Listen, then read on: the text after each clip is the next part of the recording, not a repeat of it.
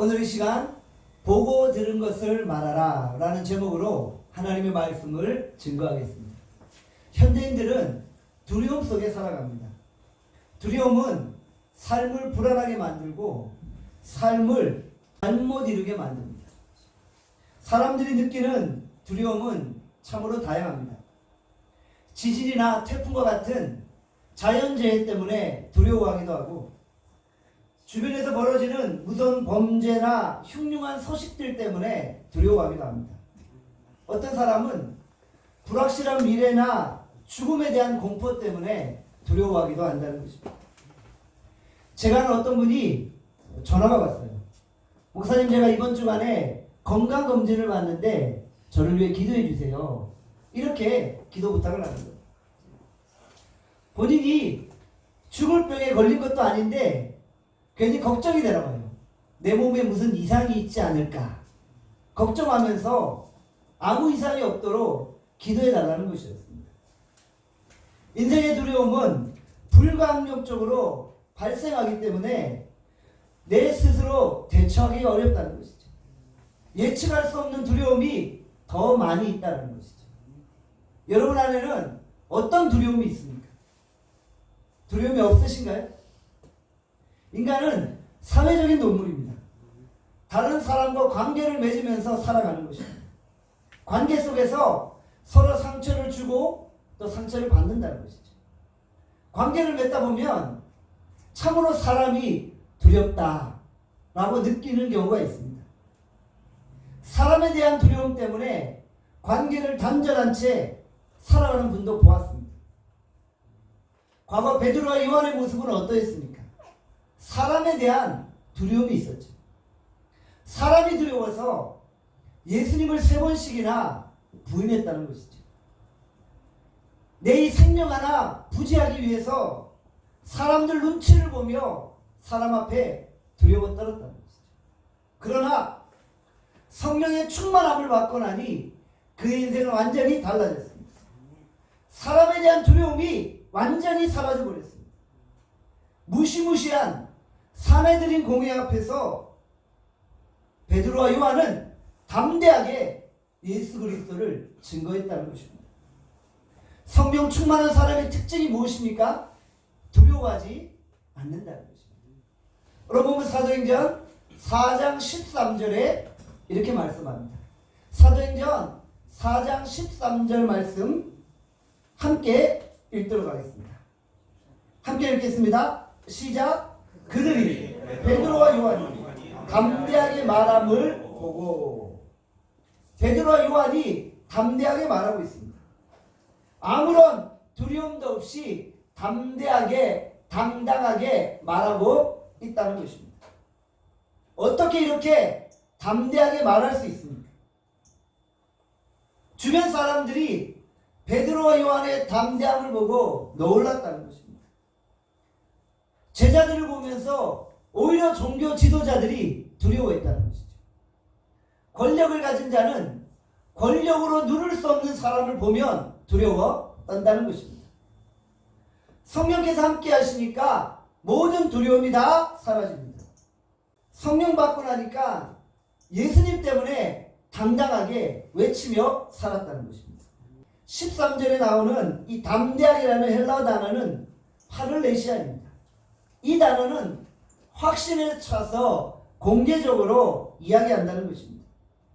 아나운서가 말을 잘하는 것과는 차원이 다릅니다. 성령의 능력으로 확신 있게 하나님의 말씀을 증거한 것입니다. 담대하게 진리를 외쳤던 것입니다. 현대교회의 특징이 무엇입니까? 담대함이 사라지고 야성이 사라졌다는 것입니다. 성도들이 너무나 지적인 신앙을 추구하다 보니까 점잖고 교양 있게 신앙생활을 하려고 합니다. 그러다 보니 위기 앞에서 담대함이 사라졌다는 것입니다. 조금만 남편이 핍박하고 시댁이 핍박하면 교회를 안 나오기 시작합니다. 전화신방을 해보면은 가정의 평화를 위해서 나중에 교회에 나가겠다는 것입니다. 이 핍박을 이겨내야 하는데 그렇지 못하고 쉽게 타협하는 경우가 있다는 것이죠. 이런 신앙생활을 볼 때 때때로 안타까움이 있습니다. 우리 부모님의 세대는 신앙을 지키기 위해서 핍박을 받는 것을 당연하게 여겼습니다. 오히려 핍박을 안 받는 것이 이상하게 여겨졌다는 것입니다. 그리고 야성 있게 도전적으로 신앙생활을 했다는 것입니다. 담대함이 있었다는 것이죠. 회사에서 주일 출근 안 하면 불이익을 준다고 합니다. 그럴 때 너무 쉽게 주일을 범한다는 것이죠. 신앙보다 회사가 더 중요하다고 생각할 때가 있습니다. 사랑하는 여러분, 어떠한 상황 속에서도 두려워하지 않기를 원합니다. 실패가 두려우십니까? 질병이 두려우신가요? 세상은 결코 우리를 넘어뜨릴 수 없다는 것입니다. 요한복음 4장 4절에 보면 이렇게 말씀합니다. 자녀들아, 너희는 하나님께 속하였고 또 그들을 이기었나니 이는 너희 안에 계신 이가 세상에 있는 자보다 크시니라. 우리 하나님은 이 세상보다 크고 강하십니다. 예수 그리스도 안에 속한 자는 이미 승리를 얻었다는 것입니다. 우리 안에 계신 이가 세상보다 크시기 때문에 우리가 하나님을 의지하면 반드시 승리하게 되어진다는 것입니다. 우리가 세상 속에서 핍박을 이겨내시길 바랍니다. 핍박은 결코 우리를 넘어뜨릴 수 없다는 것입니다. 로마서 8장 31절에 이렇게 말씀하죠. 만일 하나님이 우리를 위하시면 누가 우리를 대적하리요? 하나님이 우리를 위하시면 어느 누구도 우리를 대적할 수 없다는 것입니다. 그래서 우리는 이 세상 앞에 담대할 수 있어야 한다는 것입니다. 어떤 환란이 와도 넉넉히 이기고 승리할 수 있다는 것입니다. 우리가 이 세상을 향해 여호와 니시 승리의 깃발을 외쳐야 하는 것입니다. 핍박은 우리를 결코 넘어뜨릴 수 없다는 것입니다. 핍박은 오히려 우리를 새로운 길로 인도해 가는 것입니다. 요셉을 보십시오. 억울하게 옥살이를 했습니다. 큰 어려움에 직면했습니다. 그런데 그 어려움 때문에 새로운 길이 열린 것입니다. 감옥이 아니었다면 어떻게 요셉 같은 사람이 술 맡은 관원과 떡 맡은 관원을 만날 수 있을까요? 요셉은 백도 없고 줄도 없고 아무것도 없었어요. 그런데 하나님은 요셉을 감옥에 집어넣으셔서 바로 왕에게 직행하게 하신 것입니다. 바로 왕에게 나갈 수 있는 고속도로를 뚫어주신 것입니다. 고위층을 만나는 것이 결코 쉬운 일이 아니잖아요. 하나님은 요셉을 감옥에 넣으셔서 고위층 인사들을 만나게 하시고 그들을 통해 바로 왕에게 나가게 하셨던 것입니다. 그러므로 우리는 생각해야 됩니다. 지금 나에게 고난과 어려움이 있습니까? 이것을 어려움이라고 생각하지 마시고 하나님께서 작업하고 있다고 생각하십시오. 하나님이 길을 닦고 계신 거예요. 하나님이 나를 원하시는 곳으로 이끌어가기 위해 길을 닦고 계신 거예요. 내 어려움은 하나님의 길이라는 사실을 잊지 마시길 바랍니다. 왜 어려움이 지속될까요? 짧은 길을 뚫을 때는 시간이 별로 걸리지 않습니다. 그러나 하나님이 고속도로를 뚫고 계시기 때문에 시간이 오래 걸리는 거예요. 멀리 가게 만들고 더 중요한 곳으로 가게 만들기 위해서 하나님이 지금 작업하고 계십니다. 하나님은 위기 가운데 하나님의 일하심을 보여주신다는 것이죠. 우리가 그 하나님의 일하심을 발견해야 합니다. 핍박 가운데 두려움 없이 담대하게 설 수 있기를 바랍니다. 우리 모두 핍박 가운데 담대하게 주의 길을 만들고 예수 이름을 선포할 수 있기를 간절히 소원합니다. 성령 충만한 자에게는 하늘의 지혜가 넘쳐납니다. 오늘 보면 사도행전 4장 13절에 보면 이렇게 말씀합니다. 사도행전 4장 13절 제가 한번 읽겠습니다. 그들을 본래 학문 없는 범인으로 알았다가 이상히 여기니 또 전에 예수와 함께 있던 줄로 알고. 베드로 요한은 원래 학문 없는 범인이었습니다. 그런데 그들의 말은 너무나도 논리적이고 설득력이 있었다는 것이죠. 명쾌하고 강력한 핵심 메시지를 전하고 있었던 것입니다. 그들에게 성령의 지혜가 넘쳐난 것입니다. 그들의 말은 사람의 말이 아니라 성령의 음성이었습니다. 하늘의 지혜와 권능으로 말하니까 많은 사람들이 놀라게 된 것입니다. 그들은 사내들인 공회 앞에서 무엇을 말해야 될지 염려할 필요가 없었습니다. 성령께서 그들의 입술에 친히 하나님의 말씀을 담아주신 것입니다. 무슨 말을 할지 성령께서 가르쳐 주신 것입니다. 그리고 성령의 음성을 따라 그들이 말하기 시작했다는 것입니다. 인간의 말에는 능력이 없습니다. 그러나 성령의 말에는 파워풀한 능력이 있다는 것입니다. 성령의 말씀과 인간의 말은 그 차원이 다릅니다. 오늘 우리가 성령의 말하심을 따라 성령의 인도하심을 따라 말할 수 있기를 간절히 소원합니다. 19세기 부흥사 D.L. 무디를 아시죠? 그는 구두 수성공이었습니다.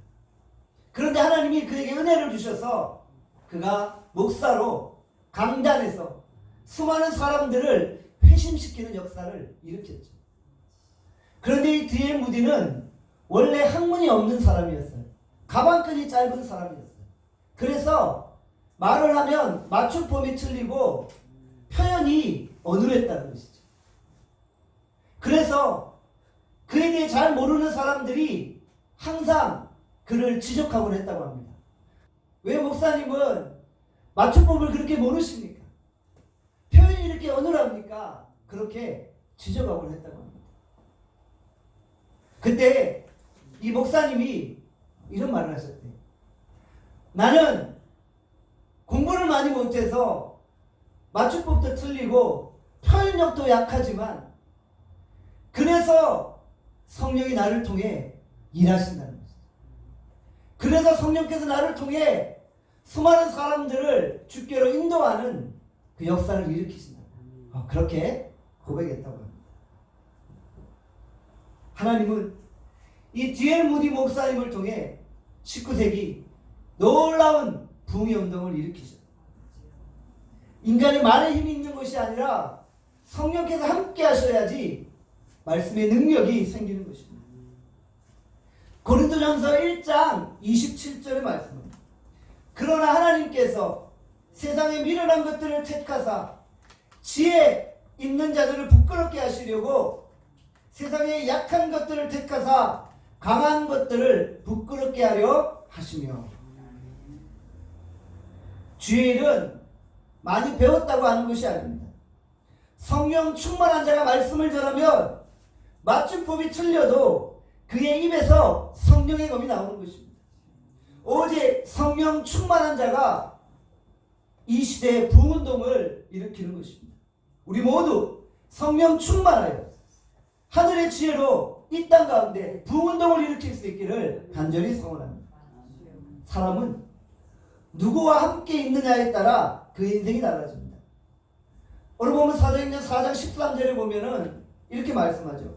또 전에 예수와 함께 있던 줄도 알고, 또 전에 예수와 함께 있던 줄도 알고.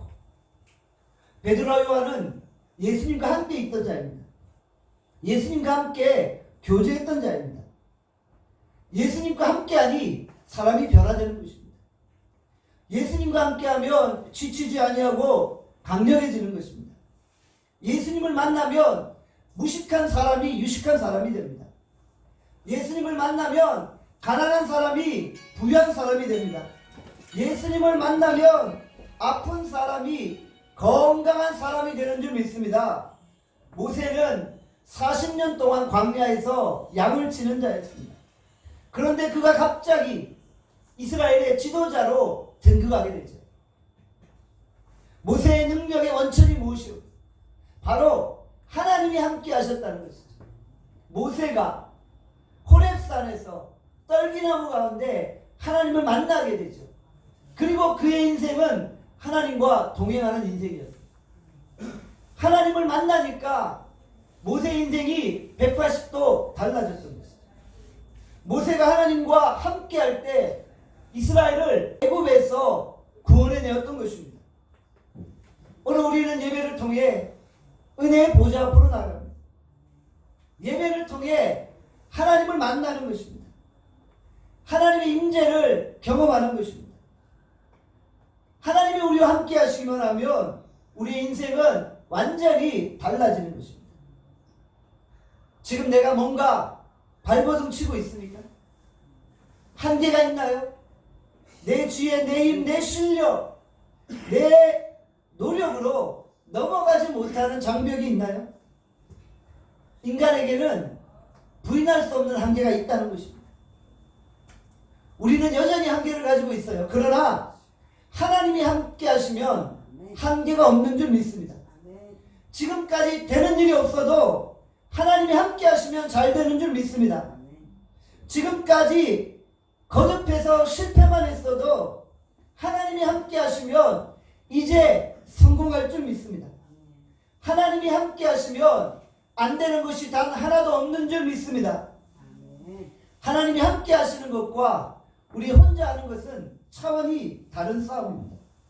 하나님이 함께 하시면 인간의 한계를 뛰어넘고 시간과 공간을 뛰어넘고 환경의 제한도 뛰어넘고 사단의 방해도 뛰어넘는 줄 믿습니다. 학문이 없었던 베드로와 요한은 예수님과 함께 했기 때문에 능력 있는 삶을 살았던 것입니다. 결국 하나님과 동행하는 자가 이 땅에 진정한 승리자가 되어지는 것입니다. 신앙생활은 누구와 함께 하느냐의 싸움입니다. 예수님과 함께 할 때 능력의 종이 됩니다. 사랑하는 나눔교회 성도 여러분, 예수님과 함께 하심으로 여러분의 인생이 능력 있게 세워지기를 간절히 소원합니다. 종교 지도자들은 베드로와 요한을 위협했습니다. 베드로가 말씀을 전하지 못하도록 물리적인 압력을 행사했다는 것입니다. 사도행전 4장 17절에서 18절에 말씀합니다. 우리 다 같이 사도행전 4장 17절에서 18절의 말씀 함께 읽겠습니다. 시작. 이것이 민간에 더 퍼지지 못하게 그들을 위협하여 이후에는 이 이름으로 아무에게도 말게 하자고 그들을 불러 경고하여 도무지 예수의 이름으로 말하지도 말고 가르치지도 말라 하니. 종교 지도자들은 예수님의 복음이 증거되는 것을 두려워했습니다. 복음이 증거되면 증거될수록 자신들의 입지가 좁아지는 것입니다. 그래서 무슨 일이 있어도 복음 증거를 막아야 되겠다 결단했던 것입니다. 그러나 진리는 감추려고 해도 감출 수 없습니다. 어떻게 손바닥으로 하늘을 가리겠습니까? 예수 복음의 진리는 결코 중단되거나 멈춰질 수 없다는 것입니다. 베드로 요한은 어떻게 대답합니까? 사도행전 4장 19절에 말씀합니다. 같이 사도행전 4장 19절 함께 읽겠습니다. 시작.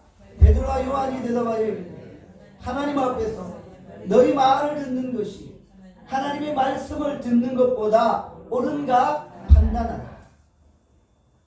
제가 묻겠습니다. 하나님의 말씀을 듣는 것이 중요한가요? 아니면 사람의 말을 듣는 것이 중요한가요? 무엇이 더 중요한가요? 하나님의 말씀을 듣는 것이 중요한 줄 믿습니다. 참된 믿음은 하나님 중심 신앙입니다. 사람의 말보다 하나님의 말씀이 더 권위 있고 능력 있는 줄 믿습니다. 우리 인생에서 하나님의 말씀보다 더 중요한 것은 없습니다. 하나님보다 더 높은 것도 없고 하나님보다 더 옳은 것도 없습니다. 우리 인생의 가장 중요한 것은 바로 하나님이십니다. 여러분들 목회도 마찬가지인 것 같아요. 사람을 기쁘게 하기 위한 목회에 대한 유혹이 있을 때가 있어요. 언제나 좋은 이야기만 하고 언제나 잘한다고만 이야기하고 때때로 하나님 앞에 범죄하고 불순종하고 주일 성사 안 해도 그냥 잘한다고 그렇게 말하고 싶은 유혹이 들 때가 있어요. 그런데 그렇게 사람 중심의 목회를 하면 어떻게 돼요? 하나님이 기뻐하지 않으세요. 여러분들, 목회도 하나님을 기쁘시게 하기 위해 하는 줄 믿습니다. 목회도 하나님의 영광을 위해 하는 줄 믿습니다. 사람 중심의 목회를 하면 사람이 영광 받지만 하나님 중심의 목회를 하면 하나님이 영광을 받으시는 것입니다. 우리는 하나님의 말씀을 귀중히 여기고 말씀대로 살아갈 수 있기를 간절히 소원합니다. 나를 위해 하나님이 존재하시나요? 아니면 하나님의 영광을 위해 내가 존재하는 것입니다. 하나님 중심으로 판단하고 하나님 중심으로 생각할 수 있기를 원합니다. 교회 생활하면서 내가 지금 말하고 있는 것이 하나님의 영광을 위해 하는 것인가? 우리 항상 고민해 보는 거예요. 내가 하는 행동이 하나님의 영광을 위해 하는 것인가? 우리 항상 점검하면서 생활할 수 있어야 하는 것입니다. 내가 존재하는 이유가 무엇입니까? 바로 하나님 때문입니다. 내가 살아도 하나님을 위해 살고 내가 죽어도 하나님을 위해 죽는 것입니다. 우리는 사나 죽으나 주의 것입니다.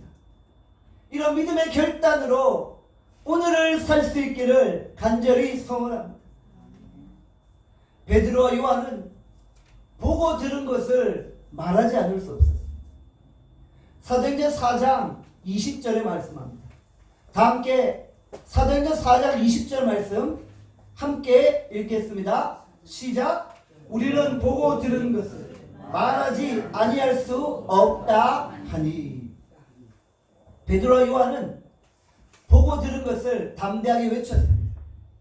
베드로는 자신이 체험한 예수님을 전하지 않을 수 없었던 것입니다. 예수님을 전하지 않을 수 없어서 담대하게 외쳤던 것입니다. 그랬더니 그곳에 하나님의 영광이 머문 것입니다.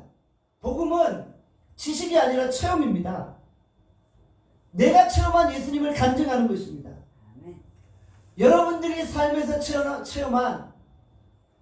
여러분들이 삶에서 체험한 예수님은 어떤 분이십니까? 우리가 예수님을 눈으로 보고 귀로 듣고 손으로 만지듯 체험할 수 있어야 하는 것입니다. 요한 1서 1장 1절에 말씀합니다. 태초부터 있는 생명의 말씀에 관하여는 우리가 들은 바요 눈으로 본 바요 자세히 보고 우리 손으로 만진 바라. 태초부터 계신 생명의 말씀이신 예수 그리스도를 만나셨나요? 다른 사람에게 들은 이야기 하지 마시고요. 내가 직접 생명의 말씀으로 오신 예수 그리스도를 만나셔야만 합니다. 여러분들이 말씀을 통해 만난 예수님을 증거하는 것입니다. 우리가 예수님을 제대로 만나면 결코 전하지 않고는 견딜 수가 없는 거예요. 오늘부터 예수님과의 인격적인 만남이 이루어지시기를 바랍니다. 예배를 통해 말씀을 통해 예수님을 경험하시기를 바랍니다. 사랑하는 여러분, 나눔교회 부흥을 원하십니까? 부흥을 어떻게 옵니까? 보고 들은 것을 전하기만 하면 부흥은 오는 것입니다. 우리는 단순히 보고 들은 것을 전하기만 하면 되는 것입니다. 그러면 부흥이 일어나는 것입니다. 먼저 보고 먼저 들은 자의 책임이 있습니다. 우리는 주의 말씀을 듣기 위해 예배 자리로 나와왔습니다. 예배를 통해 말씀 가운데 거하시는 예수 그리스도를 경험하는 것입니다. 결국 교회에서 예배 드리는 중 사람들이 변화되어지는 것입니다. 왜요? 예수님을 만났기 때문에. 기독교의 변화의 원동력은 우리에게 있는 것이 아니라 말씀으로 오신 예수 그리스도에게 있다는 것입니다. 데살로니가 후서 3장 1절에 말씀합니다.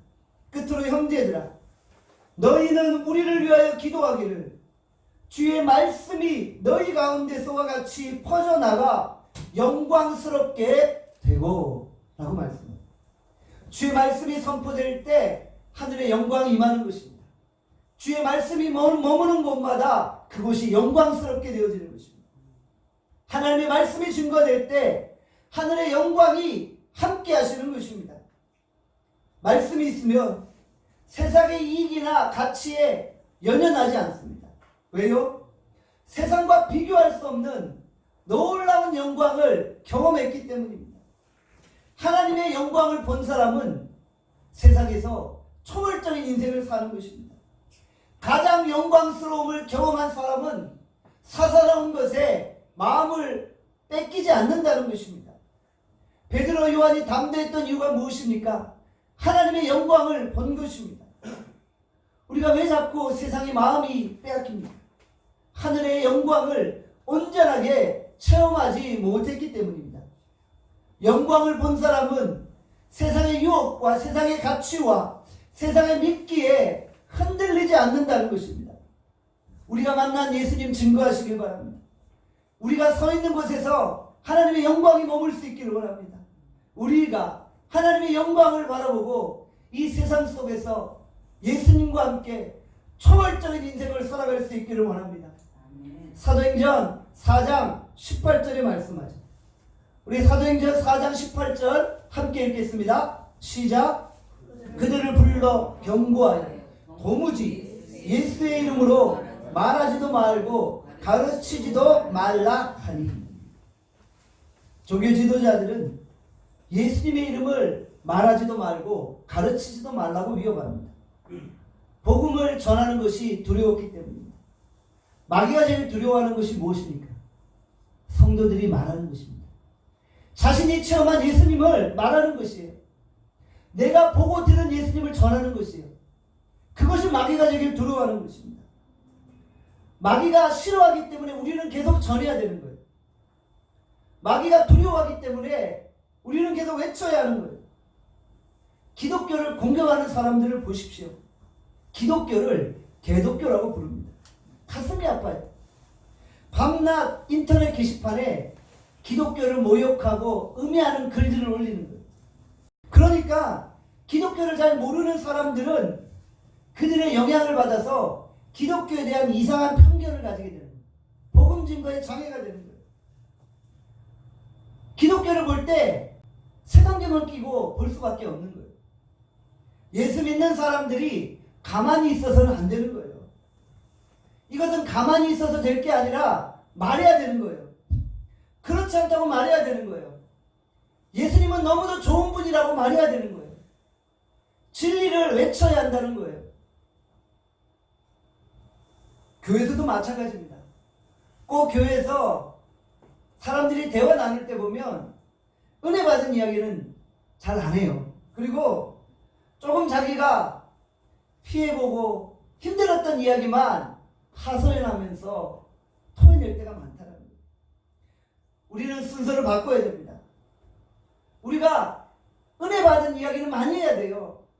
그리고 서운했던 이야기는 적게 하는 거예요. 은혜 받은 이야기는 적게 하고 서운했던 이야기만 많이 늘어놓을 때 하나님의 영광이 머물지 않는 거예요. 은혜라는 것은 다른 것이 아닙니다. 내가 보고 들은 것을 외치는 거예요.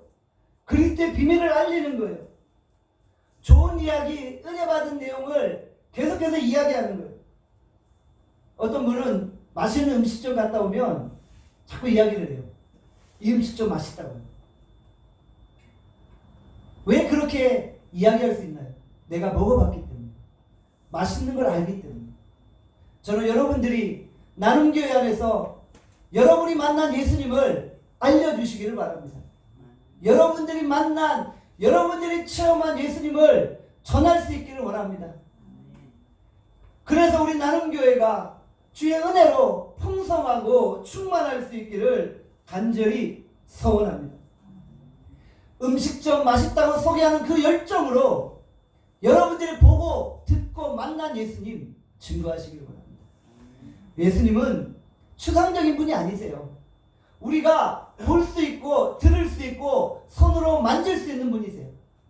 인간이 가지고 있는 오 감각을 총동원해서 우리 살아계신 예수님을 우리가 경험할 수 있다는 것입니다. 왜 침묵하십니까? 느낀 점을 말하시기를 바랍니다. 좋은 것을 자꾸 표현하시길 바랍니다. 자꾸 표현하고 알려야만 다른 사람들이 주께로 나올 줄 믿습니다. 초대교회 부흥은 다른 것이 아니었어요. 그냥 자기가 보고 들은 것을 침묵하지 않고 말하는 뿐입니다. 흩어져도 말하니까 역사가 일어나는 것입니다. 오늘도 만난 사람들에게 내가 보고 들은 하나님의 은혜를 증거하는 여러분들 되시길 바랍니다. 사도행전 4장 21절에 말씀합니다.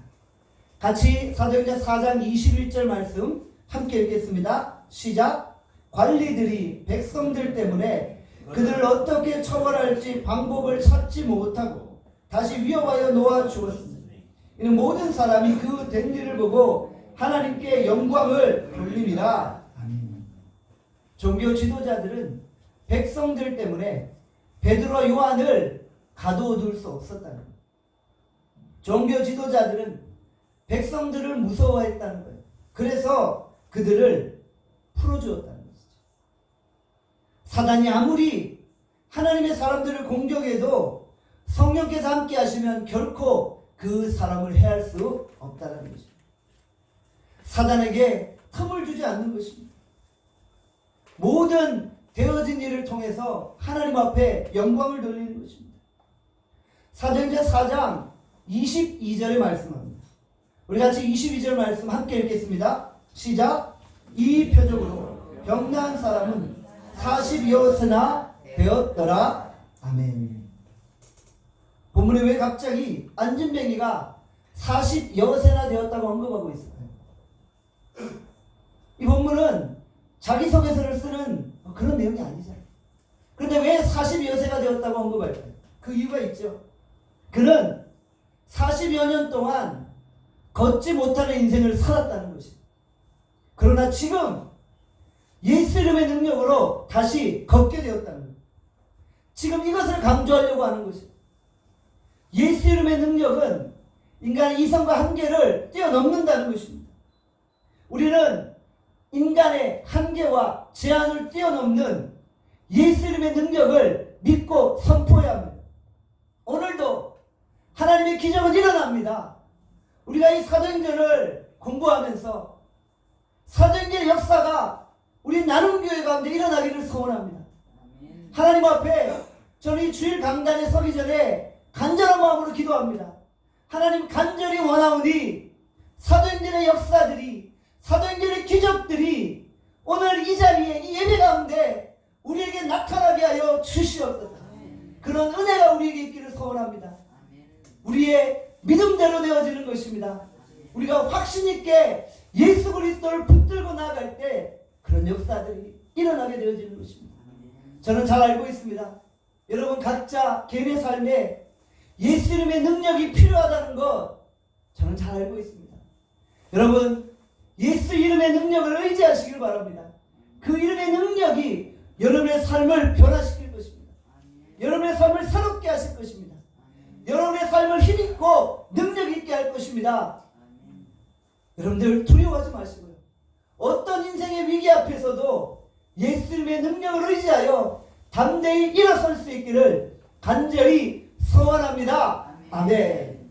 함께 우리 통성으로 기도하겠습니다. 우리 기도하실 때 하나님 오늘 우리와 함께 하시고 오늘 우리와 함께 능력으로 머물러 주시옵소서. 오늘 예수님의 능력을 의지하며 함께 하여 주시옵소서. 우리 같이 한번 합심하여 통성으로 기도하겠습니다.